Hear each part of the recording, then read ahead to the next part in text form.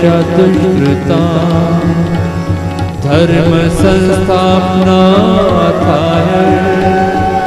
संभवामि युगे युगे।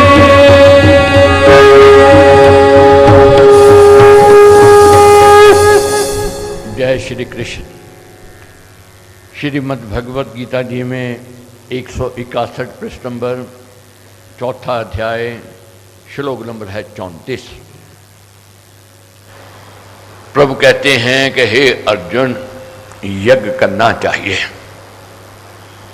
यज्ञ से ही सफलता मिलती है, यज्ञ से ही खुशहाली प्रसन्नता प्राप्त होती है, सुख संपत्ति प्राप्त होता है। यज्ञ करके अन्न भोजन ग्रहण करना चाहिए। जो प्राणी यज्ञ करके भोजन ग्रहण करता है वह परमेश्वर की प्रसादी को प्राप्त करता है। प्रसादी क्या? उसकी प्रसन्नता को प्राप्त करता है। जो कर्म नहीं करता, अपनी ड्यूटी नहीं कर रहा है, वह यज्ञ नहीं कर रहा है। गृहस्थ का जीवन चलाना ये भी एक यज्ञ है। परहित परोपकार का कार्य ये भी यज्ञ है। सेवा का कार्य करना ये भी यज्ञ है। और द्रव्य दान देना ये भी यज्ञ है। और किसी को ज्ञान, किसी को हुनर देना ये भी यज्ञ है। मगर सबसे उत्तम यज्ञ कौन सा है? ये ज्ञान यज्ञ कहा गया है। ये सबसे उत्तम माना गया है। तो प्रभु कहते हैं बार बार कि हे अर्जुन, ज्ञान की ओर बढ़ो। जितना ज्ञान का प्रकाश आवेगा उतनी जीवन में उज्ज्वलता आवेगी, उतनी जीवन में खुशहाली, उतनी जीवन में प्रसन्नता आवेगी। अब आगे पढ़ना है। तो प्रभु कहते हैं कि हे अर्जुन, उस ऊपर कहे ज्ञान को तत्व ज्ञानी भगवत भक्तों के समीप जाकर विनय से, नमस्कार से, बार बार पूछने से, सेवा से समझ तत्वदर्शी ज्ञानी जन तुझको ज्ञान का उपदेश देंगे। अब प्रभु से पूछा अर्जुन ने कि प्रभु ज्ञान कहाँ मिले? क्योंकि ये सोच हम सबकी है, कहीं मिल जाए ज्ञान तो ले आवें, मगर ज्ञान खरीदा नहीं जा सकता है, ज्ञान छीना नहीं जा सकता है। कितना अमीर व्यक्ति होवे और कहे कि मैं कितने टीचर रख लूँगा या कितने संतों के अपने पास रख लूँगा, मैं उनसे ज्ञान ले लूँगा, नहीं हो सकता है। बहुत कठिन, क्या असंभव है, हो ही नहीं सकता। और कोई ताकतवर व्यक्ति होवे और कहे कि मेरे पास ताकत है, मैं ज्ञान छीन लाऊं, नहीं हो सकता है। ये कैसे मिलेगा? प्रभु कहते हैं जाओ, महापुरुषों के पास जाओ, विद्वान व्यक्तियों के पास जाओ और जा करके विनय से और नमस्कार करते हुए और बार बार पूछो और उनकी सेवा करके पूछो, हमें ज्ञान दो, हमें उपदेश दो। मगर अज्ञानता में हम संतों के पास तो जाते हैं, ज्ञान मांगना भूल जाते हैं। बहुत चंद लोग होंगे जो जाकर के कहेंगे हमें ज्ञान दो, बहुत चंद। अधिकतर किस और बढ़ते हैं हम लोग, हमें ये चाहिए, हमारे ये मनोरथ, हमारी ये कामनाएं, हमारी ये इच्छाएं पूर्ण हो जाएं, उसी में रह जाते हैं। जैसे माँ बच्चे को अलग करना चाहे तो क्या है, खिलौने दे देती है, वो बच्चा दूर हो जाता है, माँ अपने काम में चल जाती है। मगर जो बच्चा समझदार है उसको खिलौने नहीं, उसको माँ चाहिए, माँ का संग चाहिए, मैं उसके साथ रहना चाहता हूँ। तो ज्ञान की प्राप्ति से ही अच्छाई आवेगी, उसी से बढ़त आवेगी। मगर जब तक विनीता नहीं आवेगी, नम्रता नहीं आवेगी, जिज्ञासा नहीं आवेगी, ज्ञान नहीं प्राप्त हो सकता है। बहू कहे सास से कि मेरे को ये समझा दो, ज्ञान दो, और गले में अंगूठा देवे, नहीं मिल सकता है ज्ञान। पुत्र पिता के अंगूठे, गल में अंगूठा देवे कहे मेरे को ज्ञान दो, नहीं मिल सकता है। गुरु शिष्य के आगे अकड़ करके चाहे कि मेरे को ज्ञान दो, नहीं मिल सकता है। इसके लिए विनीतता, नम्रता, जिज्ञासा अति आवश्यक है। तत्वदर्शी ज्ञानी जन तुझको ज्ञान का उपदेश देंगे। सत्य सत्य का ज्ञान प्राप्त करने के उपाय कौन से हैं? नम्रता, जिज्ञासा और सेवा भाव। इन तीनों को हमने एकत्रित करना है। नम्रता को लेकर के आना है, जिज्ञासा को, तीसरे सेवा भाव को। तीन गुण अगर हमारे भीतर आ गए, नम्रता, जिज्ञासा और सेवा, तो ज्ञान प्राप्ति के अधिकारी बन गए। नम्रता नहीं है, जिज्ञासा नहीं है, अगर सेवा भाव नहीं है, ज्ञान नहीं प्राप्त हो सकता है। ज्ञान उत्तम है। अब जीवन में देखो, साधारण साधारण सी बातें हैं। अनपढ़ व्यक्ति अंगूठा छाप पिछड़ जाएगा, मगर पढ़ा लिखा व्यक्ति बढ़त की ओर जाता है। बहुत बार ऐसा होता है कि सब सामग्री, सब वस्तुएं, पदार्थ होती हैं, मगर अज्ञानता में समझ नहीं होती है, इस्तेमाल करना नहीं आता।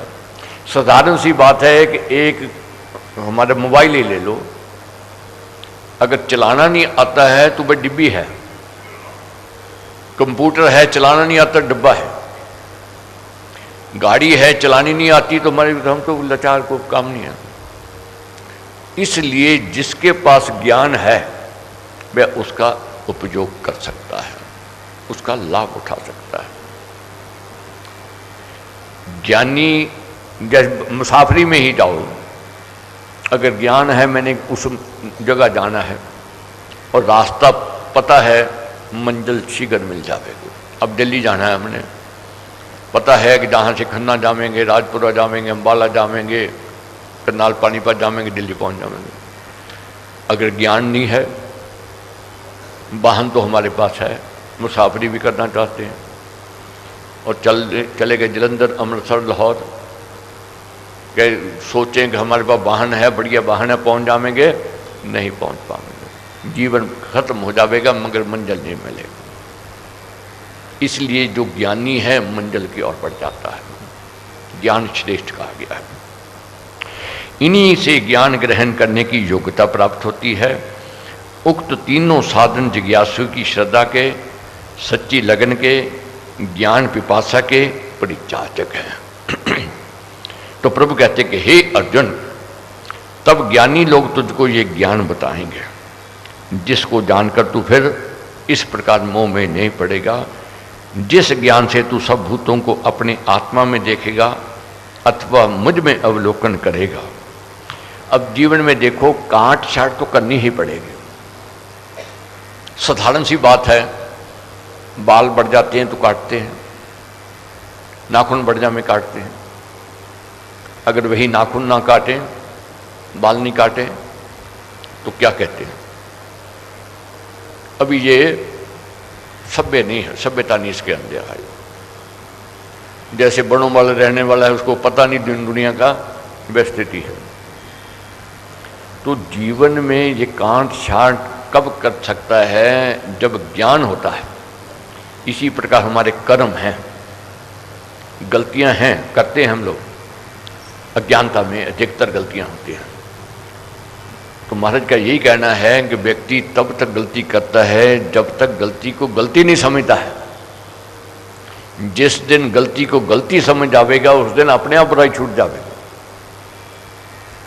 ये गलती को गलती कब समझता है? जब ज्ञान होता है। इसलिए ज्ञान श्रेष्ठ है, ज्ञान की ओर बढ़ना है। प्रभु कहते हैं यदि तू सब पापियों से भी बहुत बड़ा पापी है और घोर पाप कर भी है तो भी ज्ञान की नौका से तू पाप समुद्र को बड़ी सुगमता से तर जाएगा। जहां तक कह दिया तू घोर पापी है, अब पीछे पड़ा था हमने, कितने पापी से पापी क्यों ना होवे, जब भक्ति धर्म में आता है मैं शीघ्र, प्रभु कहते हैं, धर्मात्मा बन जाता है। राम नाम ने वे भी तारे जो थे अधर्मी अधम त्यारे, कपटी कुटिल को कर्मी अनेक तर गए राम नाम ले। ये सोच नहीं रखनी है हमने बहुत पाप किए, हमसे बहुत गलतियां हुई, अब हमारे अंदर सज्जनता नहीं आ सकती है, अब हमारे अंदर साधु भाव नहीं आ सकता है। साधु वही जन जानिए जो साधन को साध, सेवा भक्ति मिलाप से हरे सब अपराध। साधु कौन है? वह नहीं जिसने भग में पहन लिए वे साधु। साधु जो है कौन है? जो अपने आप को तराशता है, अपने अंदर से बुराई निकालता है, अपने भीतर अच्छाई को लेकर के आता है। हमने तराशना है अपने आप को। बहुत बार हम कह देते हैं जी अच्छा तो हम बनना चाहते हैं, मगर माया है, कलयुग का प्रभाव है, भटक जाते हैं। तो प्रभु क्या कहते हैं कि उचित विषयों का भोग उपभोग जो करता है वह योगी है, और जो विषयों का अनुचित भोग करता है वह भोगी है। हमने योगी बनना है, भोगी नहीं बनना है। ये कब कैसे होवेगा? योगीपन आवेगा जब ज्ञान बढ़ेगा। अब साधारण सी बात हम देखते हैं, जब टेलीविजन आरंभ हुए थे लोग कहते थे जी ये तो बर्बाद करने वाला है, ये लोगों को कुपथ की ओर ले जाएगा। मगर जो उचित विषयों का इसका भोग उपभोग करता है, इससे ज्ञान ले रहा है, इसको दुनिया का पता है दुनिया में क्या हो रहा है, मगर जो भोगी है उसी में लीन है। अब जीवन है जैसे इंटरनेट ही ले लो, इसको पहले बहुत बुरा मानते थे, मगर अब क्या स्थिति है? अब कहते हैं इसके बिना रह नहीं सकते। अब क्यों नहीं रह सकते? इससे दुनिया दूर थी, नज़दीक हो गई। मगर जो इसका उचित भोग कर रहा है वह योगी है, और अनुचित कर रहा है वह भोगी है।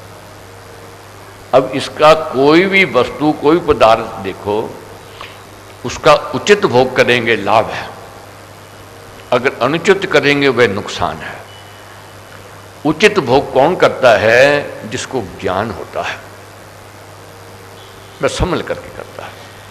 जैसे अतीत की ओर चलो, बचपन में हमने गलतियां की, जवानी में गलतियां की, मगर अब वह गलती नहीं हो रही है। अब क्यों नहीं हो रही है? अब गलती को गलती समझ रहे हैं, उससे दूरी हो रही है। मगर उस समय वह गलती अच्छी लग रही थी, कोई रोकता था, कोई टोकता था, वह शत्रु लगता था। मगर आज किसी को रोकने की जरूरत नहीं, टोकने की जरूरत नहीं, हम करना नहीं चाहते, उस बुराई की ओर जाना नहीं चाहते। ये किससे हुआ सुलभ? ये ज्ञान से हुआ। इसलिए प्रभु कहते ज्ञान श्रेष्ठ है। प्रभु कहते हैं तू कितना बड़ा पापी है, ज्ञान से तू पाप रूपी समुद्र को तर जावेगा, पार हो जावेगा। हे अर्जुन, जैसे प्रचंड अग्नि लकड़ियों को भस्म कर देती है, ऐसे ही सब कर्मों की ज्ञान की आग भस्म कर डालती है। माया कोई कहे जब चले जाए, जब कलयुग जब चले जाए तब हम सुधरेंगे, तो बात नहीं बनेगी। उदाहरण दिया, आगे पढ़ेंगे। कमल का पत्ता है, कीचड़ में फलता फूलता है, मगर निर्लेप रहता है। कीचड़ में रहता है, फलता फूलता है, मगर जैसे जैसे जल बढ़ता जावे, कीचड़ बढ़ता जाए और ऊपर होता जाता है। इसी प्रकार साधक है, कितना दलदल आ जाए, कितना कुसंग मिल जावे, वह उससे ऊपर ही ले आवेगा, उसमें रुचि नहीं लेवेगा, उसे दूरी करेगा। किससे? बुराई से। कहाँ नज़दीकी करेगा? जहाँ अच्छाई हो गई। कब करेगा? जब ज्ञान का प्रकाश हो गया, ज्ञान मिलेगा। इसलिए ज्ञान श्रेष्ठ है। प्रभु कहते हैं कि हे अर्जुन, जैसे प्रचंड अग्नि लकड़ियों को भस्म कर देती है, ऐसे ही सब कर्मों को ज्ञान की आग भस्म कर डालती है। प्रचंड अग्नि में कुछ डाल दो, वह अग्नि उसको राख कर दे देगी। इसी प्रकार ये ज्ञान है, ये बुराई को राख समान कर देता है। निश्चय से इस लोक में ज्ञान के सदृश दूसरा कोई साधन पवित्र नहीं है। इस ज्ञान को कर्म योग से भली प्रकार सफल हो चुका मनुष्य समय पर आप अपने आत्मा में प्राप्त कर लेता है। ज्ञान से ही आत्मा को बोध होवेगा। जब आत्मा का बोध हो जाएगा तो परमात्मा से मिलन होवेगा। इसलिए हम इस सीढ़ी की ओर बढ़ना है, ज्ञान से आत्मा को जानने का यत्न प्रयत्न करना है। इस ज्ञान को श्रद्धावान, विश्वासी, जितेंद्रिय और परमेश्वर परायण मनुष्य प्राप्त करता है। इस ज्ञान को पाकर फिर तुरंत परम शांति को मनुष्य पा लेता है। बहुत बार देखते हैं अज्ञानता में अशांति होती है, मगर जब हमें ज्ञान का प्रकाश हो जाता है वही अशांति शांति में बदल जाती है। जैसे मुसाफरी कर रहे हैं, रास्ता पता नहीं, मन अशांत रहेगा, पता नहीं जा रहे हैं कहाँ पहुँचेंगे, कहीं भटक न जावें, दिशाहीन ना हो जावें। मगर जब ज्ञान हो जाता है नहीं सही दिशा जा रहे हैं, वही मन अशांत शांत हो जाएगा, शांति की ओर चले जाएगा। अधिकतर हमारी अशांति का कारण है अज्ञानता। जब ज्ञान का प्रकाश होवेगा तो हम शांति की ओर जाएंगे। प्रभु क्या कहते हैं, कर्म योग के ज्ञान के अध्यात्म ज्ञान के 3 ही उत्तम साधन है, मगर इसके लिए क्या अति आवश्यक है? पहली श्रद्धा, दूसरी भक्ति, तीसरा इंद्रियां संयम। जब तक श्रद्धा नहीं होवेगी, जैसे हम कुछ पढ़ते जामें जो सुनते जामें, संत वाणी तो सुन रहे हैं मगर संत के प्रति श्रद्धा नहीं है, तो वह बात सुनी अनसुनी हो जाएगी। संत वाणी सुनी, संत के प्रति श्रद्धा है और हमारे अंदर भक्ति भाव है, आस्तिक वृत्ति है, सोने पर सुहागा हो गया। और इंद्रियां संयम है, इंद्रियां हमारे वश में है, कंट्रोल में है, तो समझ लो सफलता मिल गई। श्रद्धा होवे, भक्ति भाव भी है, मगर इंद्रियां कंट्रोल में नहीं है। आंखें चाहती हैं खूब आनंद लूँ, रस लूँ, देखूँ अश्लील चित्र, कान कहते हैं मैं अश्लील बातें सुनूं, पैर कहते हैं मैं गलत जगह जाऊं आनंद लूं, तो वह व्यक्ति असफल हो जाएगा। इसलिए प्रभु क्या कहते हैं, पहले श्रद्धा को बढ़ाओ, फिर भक्ति और साथ में इंद्रिय संयम। ये तीनों जब साधन मिलेंगे भक्त सफलता की ओर जाता है। जो ऊपर कहे ज्ञान से रहित है, श्रद्धा ना करने वाला है और संशयशील है, वह नष्ट हो जाता है। संशय युक्त का ना ये लोक है, ना परलोक है, ना ही सुख है। जो प्राणी संशय से है भरा हुआ, उसको कभी कहीं सुख नहीं मिल सकता, वह भ्रम ही रहेगा, डरता रहेगा, उसको अपनों में भी संशय दिखाई देगा और वह असफल रह जाएगा। बहुत बार ऐसे है कि हम कहते हैं जी यज्ञ तो कर रहे हैं, दान तो हमने किया, पता नहीं परमेश्वर को पता है या नहीं पता है, परमेश्वर की जहाँ हमारी बात पहुँची या नहीं पहुँची। और सोच लगता है, नेगेटिव सोच आती है, जहाँ नास्तिक वृत्ति आती है, आस्तिक भाव कम हो जाता है, वह असफल हो जाता है। जहाँ तक साधारण सी बात में देखो, दूध कितना बढ़िया है,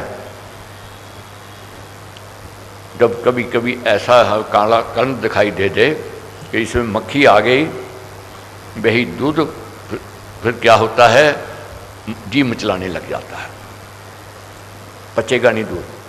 ये डर हो जाए, भय हो जाए, मक्खी खाई नहीं है, दूध के साथ पी नहीं है, केवल संशय हो गया। इसी प्रकार बहुत बढ़िया भोजन किया, कोई आकर कह दे बहुत बढ़िया भोजन था, बहुत स्वाद आया, अरे तूने खा तो लिया है मगर मेरे को डर है इसमें जहरीलापन आ गया है। भाई इतना ही कह दिया, मेरे को डर है जहरीलापन आ गया है, ये बादशाह था, तो जी मचलाने लग जाएगा, वही पचेगा नहीं। इसी प्रकार जब हमें अपनों पर संशय आता है फिर बात बिगड़ जाती है। आध्यात्मिक मार्ग में संशय का होना परमेश्वर से दूरी का होना है। प्रभु क्या कहते हैं, श्रद्धा जो नहीं रखता है, संशय युक्त है, उसका ना ये लोक ना परलोक ना सुख। सत्य ज्ञान का ना होना, आत्मा परमात्मा में श्रद्धाहीन होना और आस्तिक भाव में तथा कर्तव्य कर्मों में संदेहशील बने रहना, पाप दोष की भावना से डामाडोल हो जाना मनुष्य के विनाश का कारण कहा गया है। ना तो राम जी चाहते थे रानी कैकेयी का अधिकार लेना, ना राजा दशरथ चाहते थे रानी कैकेयी का अधिकार लेना, मगर मंथरा ने संशय पैदा कर दिया। संशय कुसंग से आता है। मंथरा ने बस ऐसा बीज बो दिया, ऐसा जहर डाल दिया कि रानी कितनी अच्छी, विवेकी, गुणवती थी, ज्ञानवती थी, वही कुमति के कारण कुलंकित हो गई, अपमानित हो गई। जीवन उसने अपना लोक भी और परलोक भी बिगाड़ लिया। कारण क्या था? एक संशय था। इसलिए प्रभु कहते हैं कि संशय को भीतर मत आने दो। संशय दुख की ओर ले जाता है। सब कर्मों में संशय करने से दोनों लोग और सुख नहीं रहते। संशय मनुष्य में कहाँ से आता है? कुसंग और कुतर्क से आता है। बहुत बढ़ जाने से ये मनुष्य को भ्रमशील, अस्त्रचित्त, अविश्वासी, भीरू, दुर्बल बना देता है। इसलिए संशय सुख मात्र का नाशक कहा गया है। संशय कुसंग से आता है। जो आपको फलता फूलता नहीं देखना चाहता, वह ऐसी बात कह जाएगा कि आप उसके लिए मर रहे हो, वह तो आपको मरवाना चाहता है, वह तो आपके आगे बढ़ रहा है। संशय आ गया। अब क्या है? प्यार में खटास शुरू हो गए, नजदीक की दूरी में बदलनी आरंभ हो गई। इसका परिणाम क्या है? दुख है, सुख नहीं है।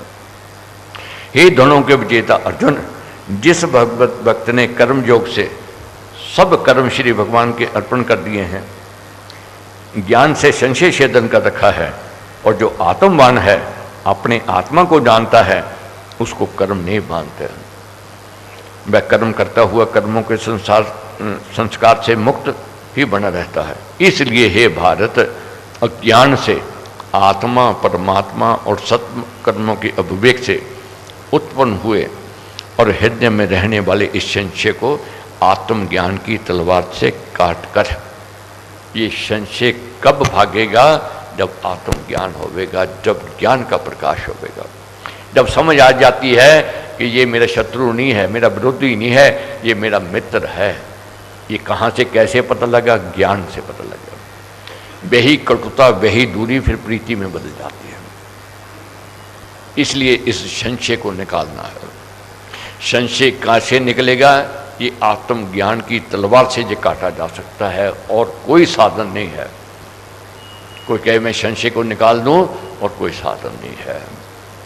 बहुत लोग ऐसे हैं जो डिप्रेशन में चले जाते हैं, जब मन के रोग से ग्रस्त हो जाते हैं।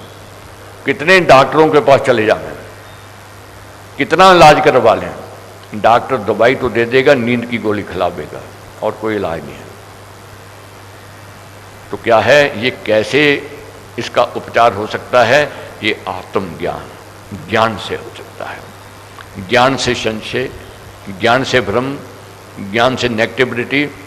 बहुत ऐसे हैं कहते जी मेरी को बात नहीं सुनता, मैं कहता हूँ बुरी लगती है, मेरा घर में आदर नहीं, सम्मान नहीं, मेरा समाज में आदर सत्कार नहीं है। ये नेगेटिव थॉट्स है। इसको निकालना है। नहीं निकाल लेंगे दुख की ओर जाएंगे।